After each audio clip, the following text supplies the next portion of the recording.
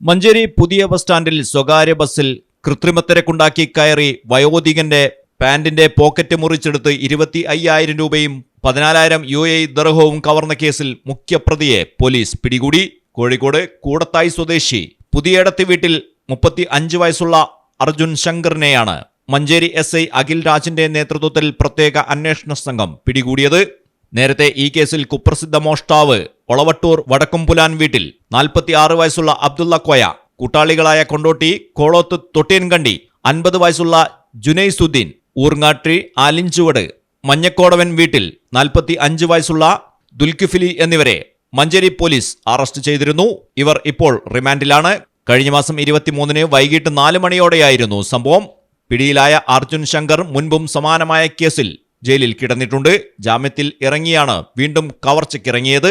കോടതിയിൽ ഹാജരാക്കിയ പ്രതിയെ റിമാൻഡ് ചെയ്തു. മലയാളം ടെലിവിഷൻ, മലപ്പുറം.